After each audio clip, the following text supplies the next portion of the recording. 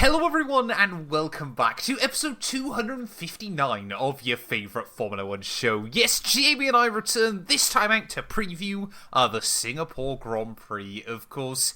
If you're new, first of all, make sure you drop a sub, drop us a follow, all that good stuff. We did hit 1k, but we got to try and keep the ball rolling. But Jamie, first of all, how are we doing, sir?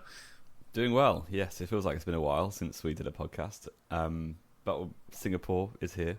It also might rain, certainly over the practice sessions. So that could be fun in Singapore. It's going to rain an awful lot in Manchester today, so that's not so fun for me. But there we go. No, we are. I think we've got a storm coming through this afternoon, don't we? So that is going to be very enjoyable. So if you are in the UK, this is officially your early podcast weather warning. I guess we're going to start doing that now. Stay safe and don't go outside. No, yeah, we can do knowing meteorology. That'd be incredible. Imagine that every morning. We just do like a 5-minute weather show. Just start doing the weather. That would be amazing. Yeah, there's some rain up in Scotland. No one cares about that. It's fine. It's only Scotland. Sorry, we only do weather in the localised regions that we live in. Manchester and the Cotswolds. There must be a niche there. I'm sure there would be. I mean, that's probably just, I assume, well-off people that work in Manchester. Well, yeah. There we go. Sorted. There we go. Sort it out. But of course, yeah, if you missed out on last week, well, we did 2 podcasts last week, didn't we, Jamie? We did, obviously, like the normal one, a recap in the Azerbaijan Grand Prix. And then we also did a bit of a hypothetical one, didn't we? Talking about kind of what's going on at Mercedes, or what might be going on at Mercedes. So, yeah, go back, watch that one if you didn't, because it was quite interesting. But we have got quite a lot to talk about. Now, this week, we're recording on a Friday. I messaged Jamie, like I normally do, at 10:30 on a Wednesday night, saying, are you around tomorrow? I then immediately fell asleep, and luckily I woke up to a WhatsApp from you in the morning, or a text saying, no, we're doing it on Friday instead. So, thank you, Jamie, because it means we didn't miss some important news. And we did also agree Friday last time we recorded, so I don't know. I don't remember that. You messed it up. Probably. It was in my calendar for Friday, so... Oh, probably. I couldn't have done it yesterday, but yeah, thankfully, doing it on Friday means we haven't actually missed a bit of good news for once. Or good as in something to talk about, anyway. Depends on your perspective, of course. But Alex Dunn, the Formula 2 driver, McLaren Jr., done a few Friday practice sessions with McLaren this year. Fantastic. And he has left his post at McLaren Driver Academy, and the talk of the town is that he's going across to Red Bull. And we talk quite a lot about Red Bull Driver Academy because they go through drivers like no tomorrow. And actually, we were saying, other than Arvid Lindblad, who looks nailed on for the seat in 26, they haven't really got a next in line at the moment. So it's probably quite good news for Red Bull, and they've done quite well to get him, because I do think Alex Dunn is a quality driver. I think his F2 campaign's been pretty unlucky in a lot of ways. He's been one of the more impressive drivers, if you can judge, based on all the other stuff that's going on in F2. And yeah, so they've got him by the looks, and he probably will be in a V-Carb in 2027, because he's going to do another season in F2 first. I don't know about this, because I can understand that at the moment, the one place you do not want to be a junior driver is probably McLaren. Because let's be honest, they've got 2 young drivers that they seem quite happy with. Although I do always think, if McLaren kick on strong next year as well, one of them will probably leave at not next year, but probably will leave before their contracts expire. Just because 2 drivers like that in a front-running team, unless there's a clear number 1, number 2, which there isn't, they don't last, do they? I mean, we saw it with Hamilton Rosberg. Obviously, on the other side, we saw obviously how well they can work, Bottas and Hamilton. Bottas isn't a top-level driver. No, but that's my point. If you haven't got a clear 1 and 2, they don't last. But my point was obviously that Bottas stayed at Mercedes because he was the clear number 2.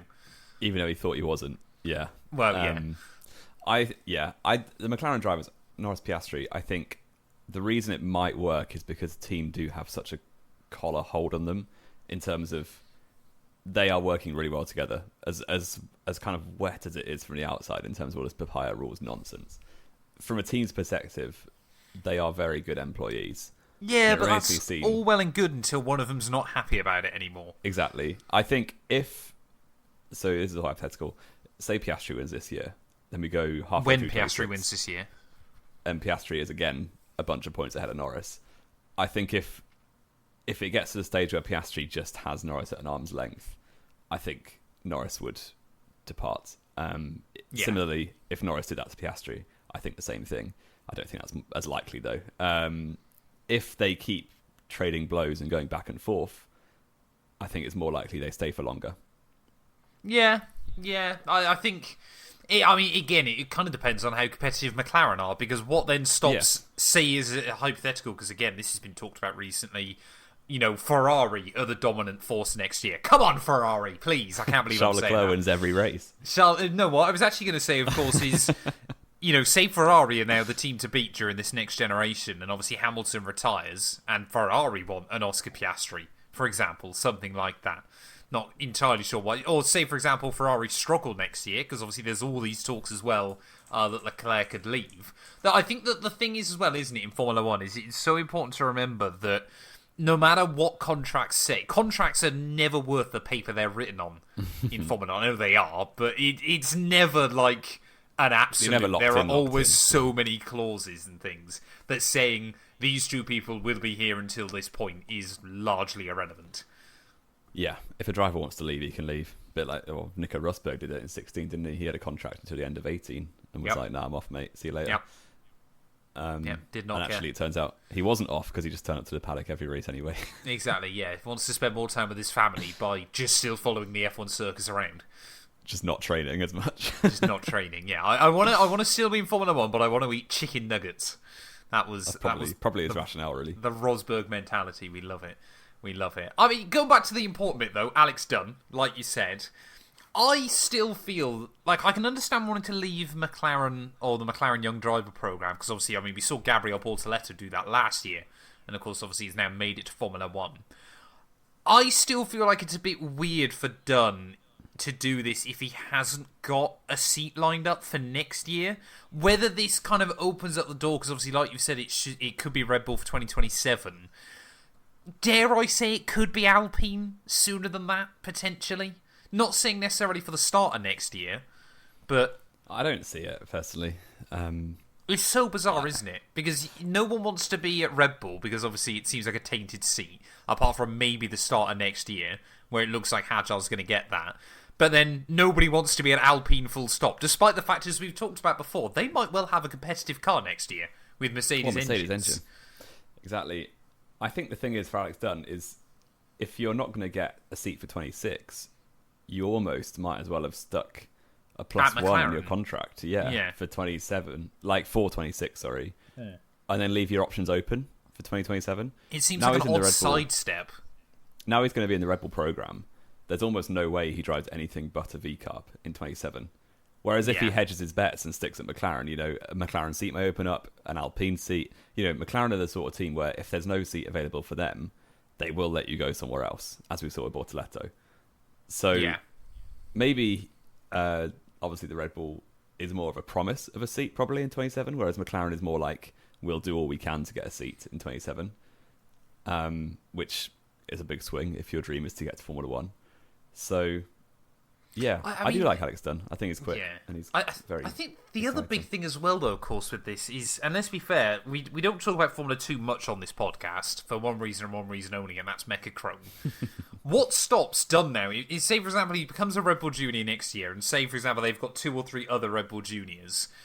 What stops then suddenly him getting a terrible engine next year, being the second best Red Bull? Like, say, for example, Ollie Goethe beats him over the course of the campaign, whether that's due to Mechachrome or anything else, and then suddenly he's kind of not even next in line. And you've gone from McLaren knowing, obviously having you as a known quantity, Formula 1 obviously doing all that testing, to suddenly you're not even at the top of Red Bull's list anymore. I guess he's going to stick with the team he's at for next year in F2, I'd imagine, and he didn't get Mechachrome too badly this year. To be honest, most of the issue for Dunn is that he keeps getting crashed into. He's had a couple of times he's been crashed into, but he's also crashed into a couple of people as well. Yes, he's not innocent in that, but I think it's going to be a bit of a Behrman Antonelli situation from last F2 season where the hype is already there from a Red Bull perspective. It doesn't really matter where they finish. Obviously, as soon as Behrman drove that Ferrari in Saudi, you knew that he was going to be on the grid. Yeah. regardless how he did. And yeah, say Ole Goethe did beat Alex Dunn next year, I don't think it would make a difference. I think Dunn would still be ahead. Yeah, I think it's just that weird thing, isn't it, of how much mentality and stuff like that can suddenly transfer in junior Formula generally, isn't it? It feels like one moment you're the next big thing. I mean, look at Théo Pourchaire, for example. One moment you're the next big thing. A couple of years later, you've never driven a Formula 1 car in a Grand Prix capacity. That's just how quickly it can change. Yeah, and Felipe Drugovich as well is now off to Formula E, isn't he? Yeah. It is wild just how quickly things can kind of move around.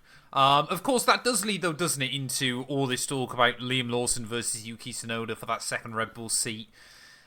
I mean, again, we spoke about this last week, didn't we? I don't get why an Alpine isn't just trying to... Whether they're waiting for, like, Tsunoda to be out of contract or something so they don't have to pay off Red Bull for him or something like that. If I was Alpine, I would either be I'd be going for Leo Fornaroli personally, but I'm going to put my personal bias aside, interest aside. Yeah, Tsunoda is a better bet than Colapinto or Doohan or Aaron is at the moment. Surely. Yeah, I agree 100%. And I also him agree and Gasly get on. The reason they're not doing it is to save money, realistically, because they know that one of Lawson or Tsunoda won't be driving that V-Carb next year. Yeah. And you might as well wait until they're out of contract and then you pick them up on the cheap. So, yeah, I still do think that's going to happen. I think more likely to be Tsunoda, but whichever of those drivers isn't in the V-Carb next to Arvid Lindblad will be driving for Alpine. And who do you think will be in the V-Carb then, next to Arvid Lindblad? Liam Lawson. You reckon it's going to be Liam Lawson, do you? Yeah. I like Liam Lawson a lot. I can't see Tsunoda going back. Yeah.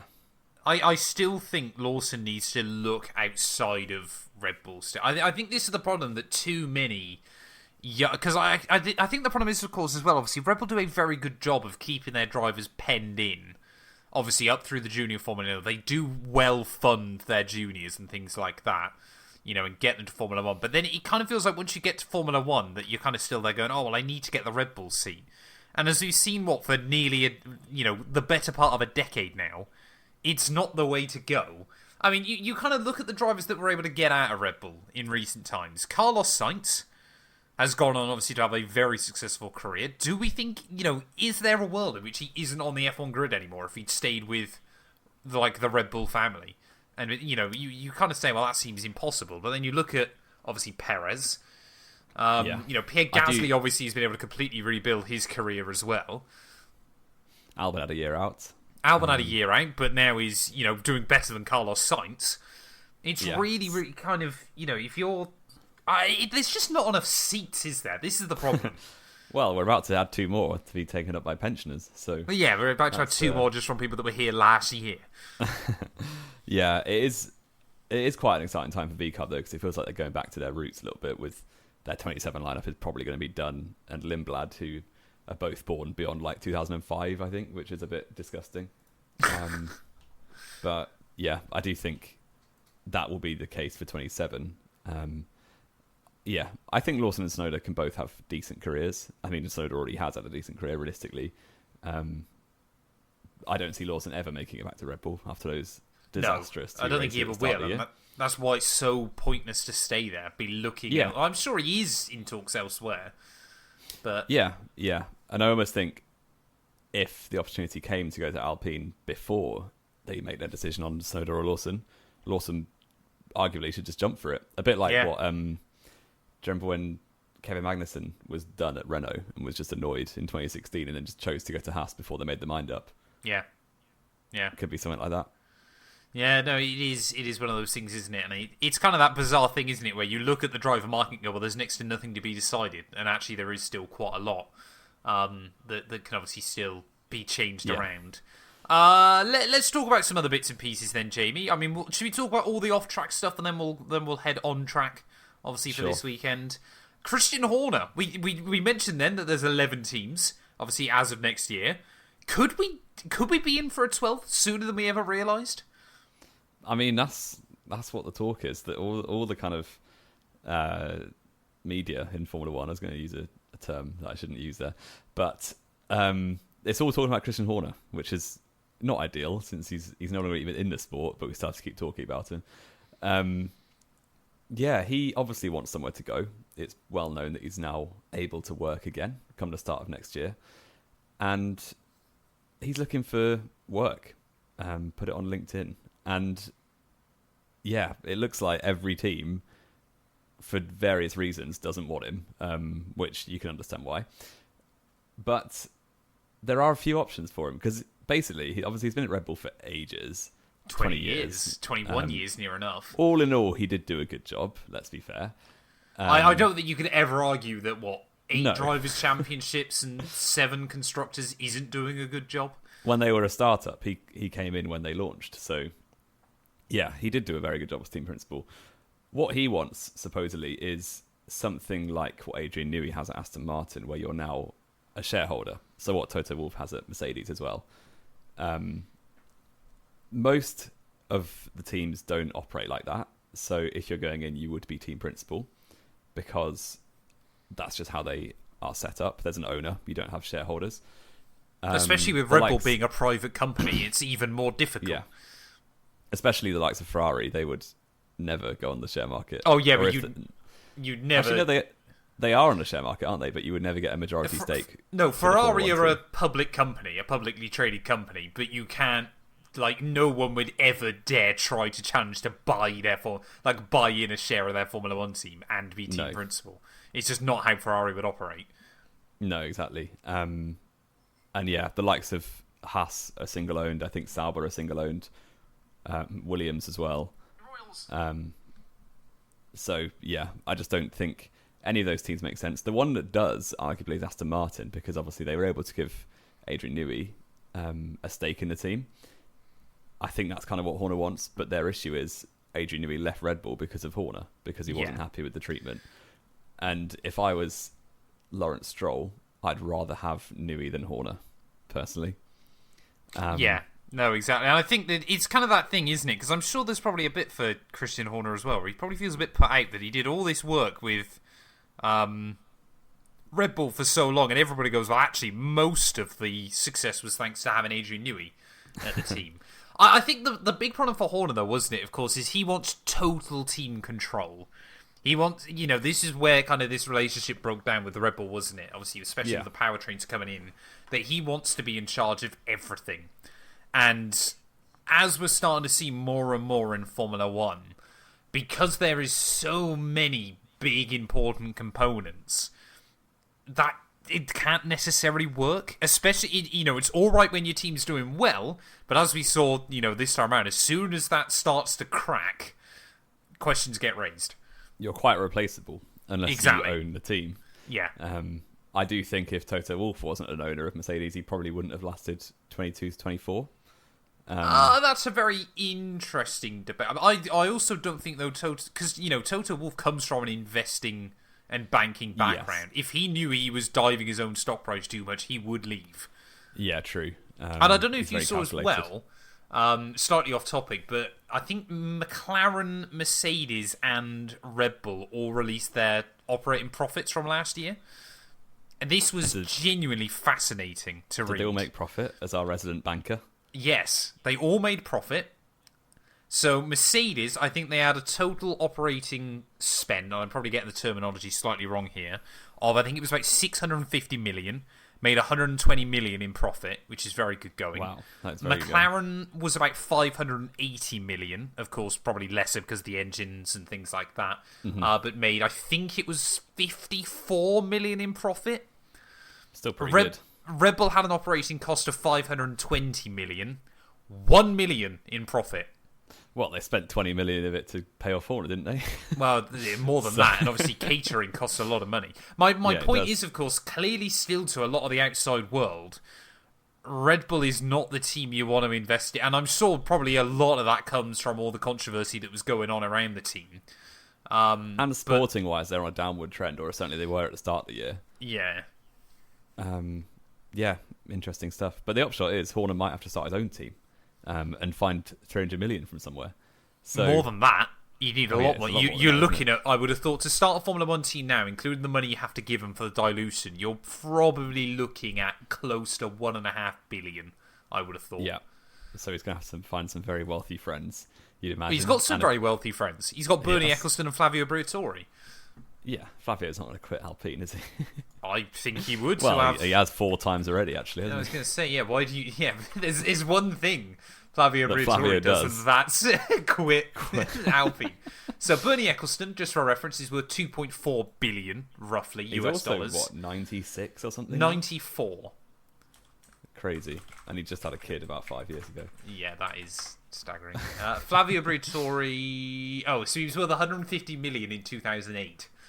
Oh, lovely. That's the last figures we've got, is it? I'm sure... Let's have a look. Racing News 365... he's currently worth about 400 million, apparently. Yeah, so Bernie could, if he wants another go at it, he's been out of Formula 1 for, what, and he'll have the links as well still, yeah. Oh, absolutely. Bring back the old band. Get Ken Tyrrell in. I think Ken Tyrrell's been dead for quite a while. Ken Tyrrell is dead, yes. I'm pretty certain Ken Tyrrell's been dead for a long time. Because wasn't there a big conspiracy about Ken Tyrrell?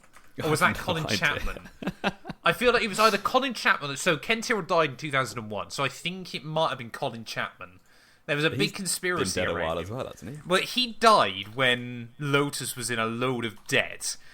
But apparently he might have fled to, like, South America, because his wife would never fly to any Grand Prix and then just randomly flew to South America not long after he died. So there's always been a conspiracy that apparently he lived out his years in South America just obviously to escape the absolutely insurmountable amount of debt that Lotus have picked up. That could be on our next iceberg. That could be on the next iceberg. I've not heard of that one before. So there we go. We'll try and make contact with the Chapman family and get one of them on. Fair enough. I'm sure that'll work out well. But yes, if Christian Horner wants to get back into Formula 1, back to our main news headline, he's going to have to start his own team, which could be done, but it wouldn't be for 2028. No, I think this would take a few years of groundwork before you could really do anything serious. The other option was he was apparently in talks with Haas, which, to be fair, Gene Haas always seems willing to sell up part of the shop. Could that be the way to go? By, say, 33% or 50%? I personally don't see it. There's got to be a reason, though, that he negotiated less money to be able to come back into the sport soon. You wouldn't do that on a hunch. No, he did have talk. I saw in the race that he had talks for team principal of Haas. Because he has negotiated early payout, which probably cost him a little bit in the grand scheme of things. That would have cost him a fair chunk of money, I would have thought. But obviously, when you're getting 20 mil anyway, it doesn't massively matter. And the figure is a lot more than that. It's worth upwards of $100 billion overall.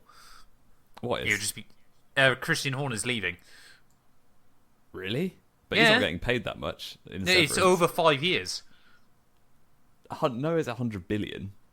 No, 100 million. Sorry. Okay. You said billion a second. Sorry. That's 100 billion, that'd be Red Bull bankrupt a long time ago. That would be like the whole country bankrupt. Anyway, yes. We will see. To be honest, I don't miss him. I don't think Red Bull miss him very much. I don't think anybody misses him. I'm sure the only person that misses him on the TV is Jerry Halliwell, and that just means he's stuck at home with her. Yeah, potentially. Which I'm not sure who's worse off from that, to be honest, but there we are. We will digress. I bet she makes him go down the garden centre every weekend just to look at the same stuff over and over. She just strikes me as that kind man of in a relationship. I don't think I've been to a garden centre this year, and I wear that like a badge of honour.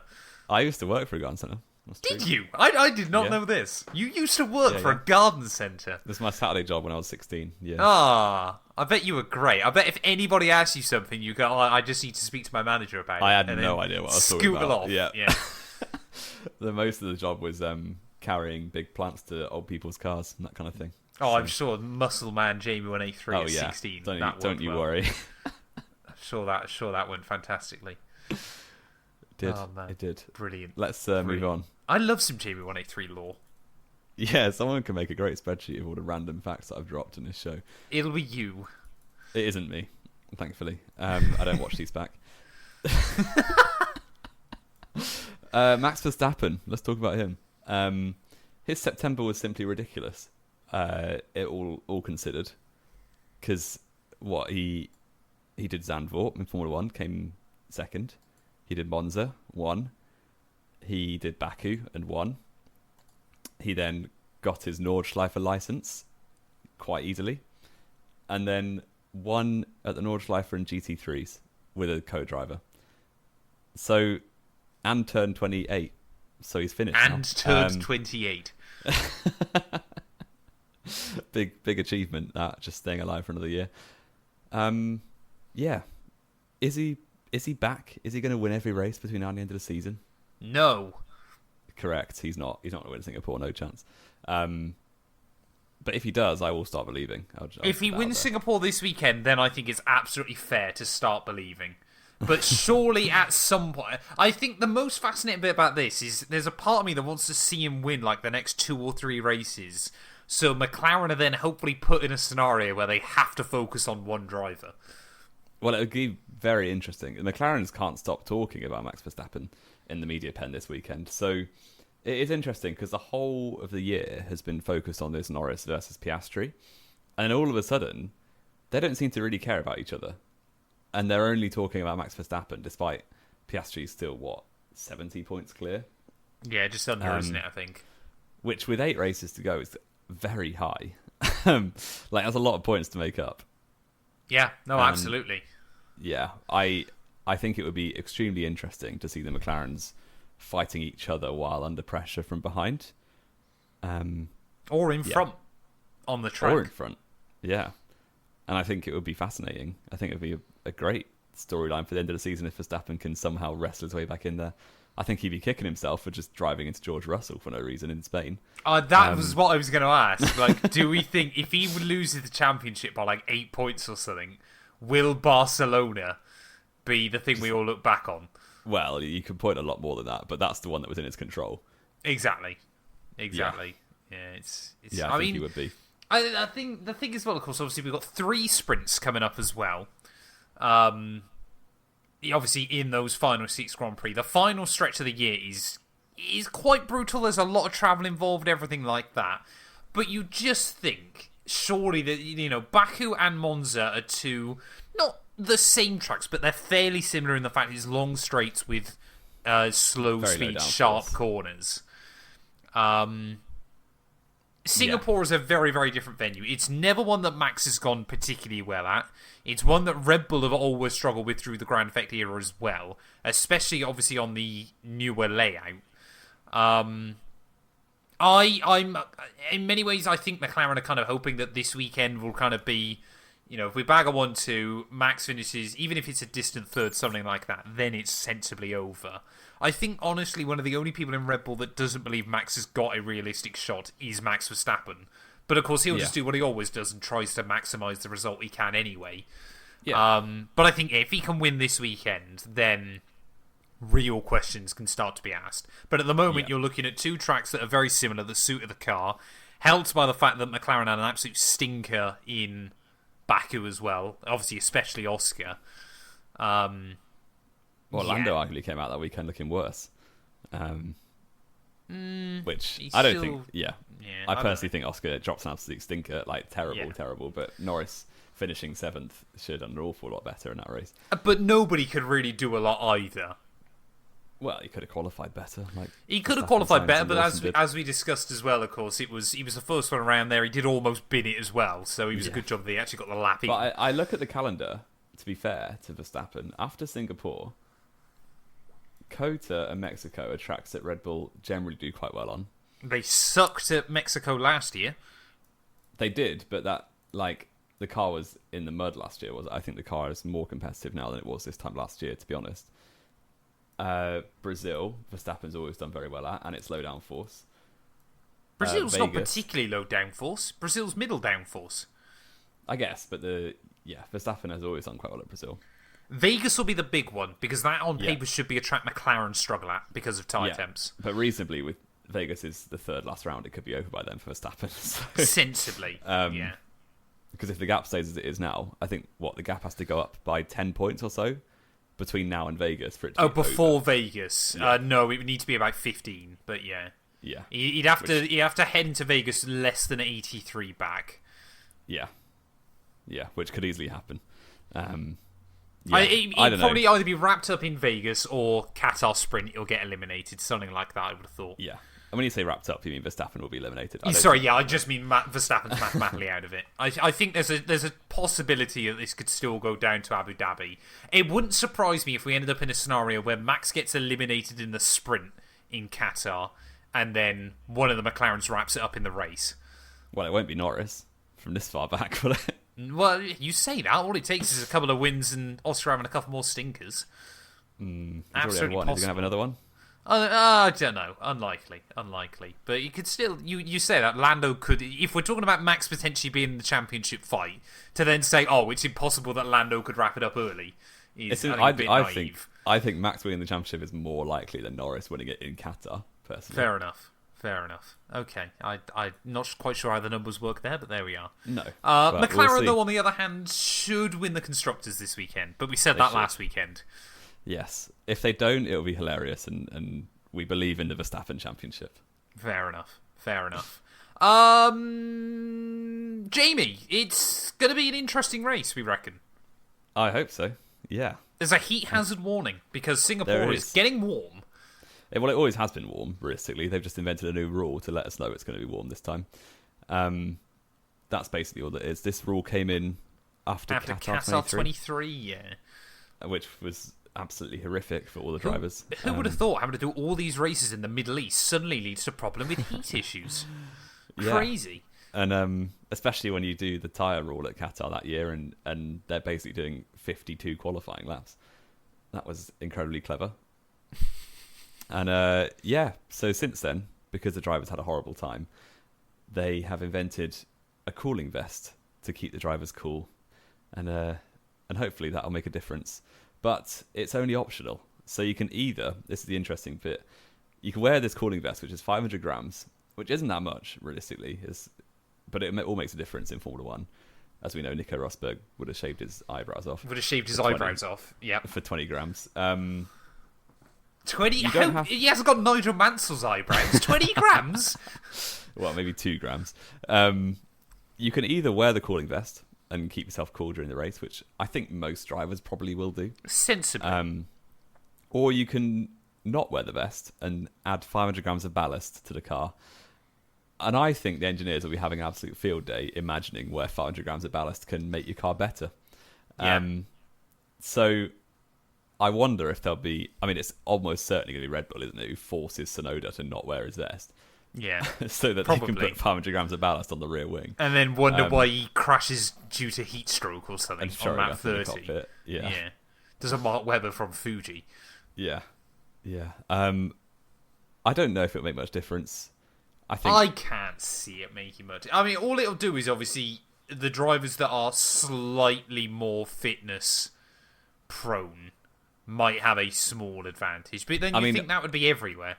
Well, Ollie Behrman is already saying that he's nervous.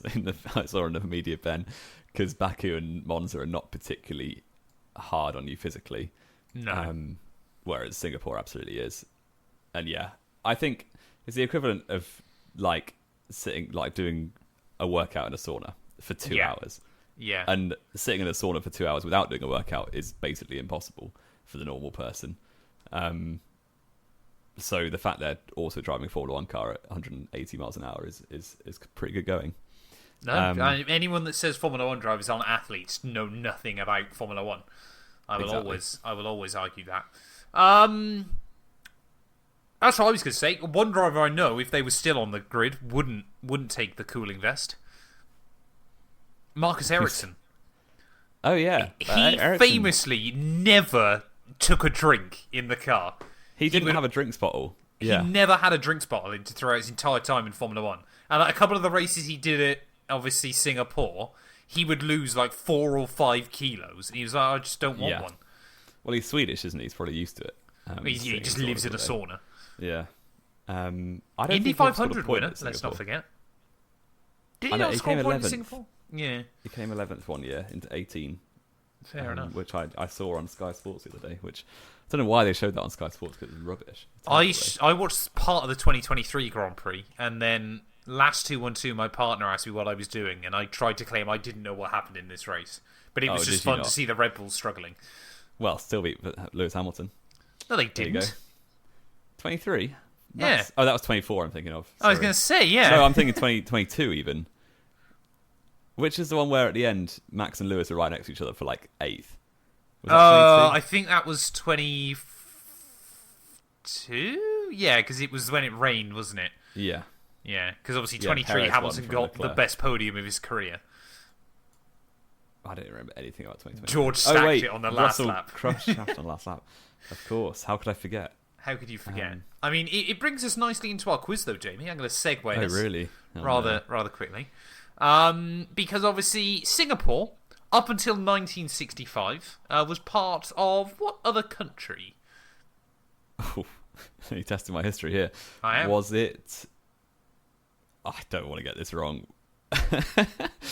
It's near Malaysia. I don't think it was Malaysia. It was in fact China? Malaysia. I'm going to say China. Well, China used to be massive, and then everyone started. China still is massive. It's never only Singapore, as far as I'm aware. It used to be bigger. Fair enough. Okay, it was Malaysia. It was Malaysia. You have got to go in reverse chronological order. You've got to name me every winner of the Malaysian Grand Prix. Okay. This one I feel like you should be able to do quite well. I mean, it starts in an era that I actually know about, which is famous last words. 17 was the last race there. It was. And that was won by Verstappen.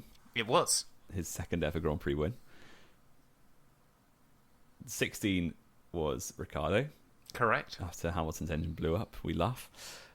15 was Sebastian Vettel. Correct. His and first one for Ferrari was born. People really did believe Ferrari were on. Maurizio Arrivabene says Ferrari is back, and then they, win 2 more races. Hey, to be fair to Seb, arguably one of his best ever seasons. Almost beat Rosberg overall. Yeah. Rosberg had incredibly bad luck that year. And was 14, just mediocre. 14 was Lewis Hamilton. Correct. Was that his first win of the season? Or was it China before Malaysia that year? I can't remember. 13 was multi-21. That was Sebastian Vettel. It was. 2012, Alonso won from Perez. Yep. In that great battle right towards the end. I wonder if Perez in that moment realised how long he'd have to wait for a first F1 victory. Well, same as... I was going to say same as Hülkenberg in Brazil, but he hasn't got a victory yet. Exactly, yeah. He's still waiting. 2011 was Vettel. Correct. Heidfeld was on the podium. Last ever podium for Nick Heidfeld. 2010 was Vettel. Correct. That was a guess. It was Vettel or Webber. I think it was... Webber got pole, I think, and Vettel overtook him. Multi-21 set. Well, not that time. 2009, Jensen, my friend. It was. Obviously the race that was shortened. Again, Nick Heidfeld on the podium. Shout out. Yep. Nick Heidfeld. Many, many podiums. 08.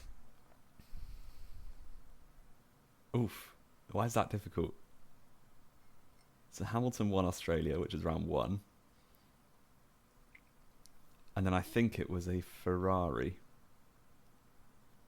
This might be wrong. This could well easily be wrong. Round 2. I'm going to say Kimi Räikkönen. Correct. I knew Räikkönen won 2 out of 4 in 08. And I thought it was Spain and one other, but I couldn't remember. I'm happy with that one. Okay, 07 was Fernando Alonso. Correct. 06.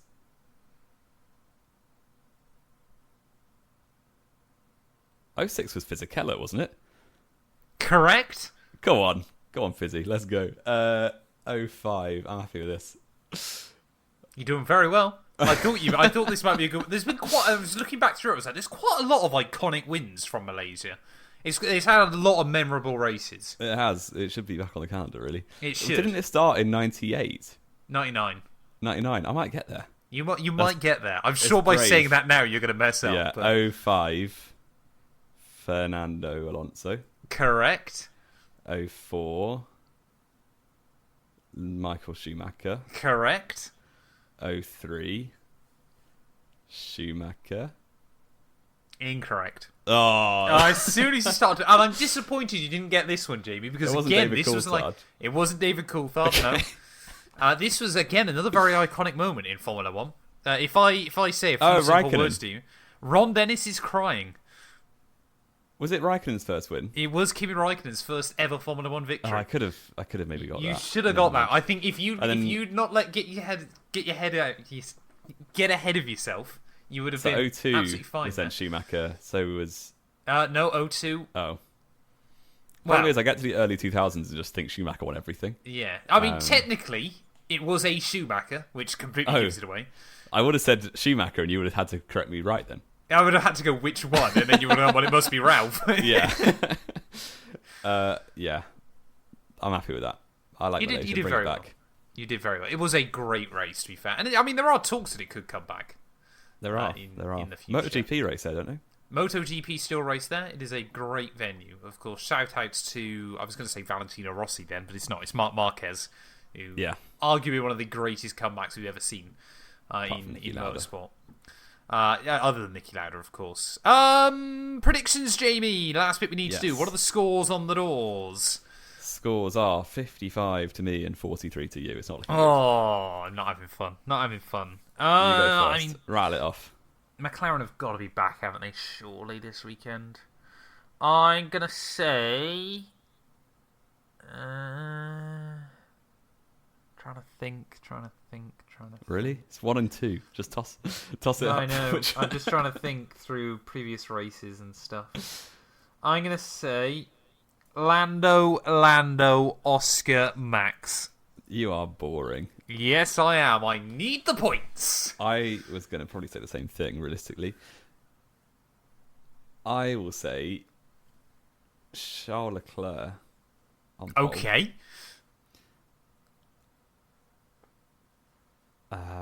Oscar to win. Okay. From Norris and Leclerc. Okay. I don't know what it is. Ferrari are going to do something this weekend. Ferrari going to do something. Look fastest in practice, qualify 12th and 16th, and then spend the rest of the night. Leclerc will be on pole. Hamilton will be 15th. Probably. Yeah, he'll get a 3-place grid penalty for ignoring red flags or something. Wonderful. I look forward to it. Thank you all, as always, so much for listening. If you have enjoyed, please do make sure to leave a like, get yourself subscribed, drop us a follow on all the other good platforms as well, if you're watching this on YouTube. Jamie and I will be back Monday, Jamie? Yes. You going to be around? Wonderful. We'll be back Monday then, obviously to review the Singapore Grand Prix. I think this one has the potential this weekend to be crazy, but it is Singapore, so it probably won't.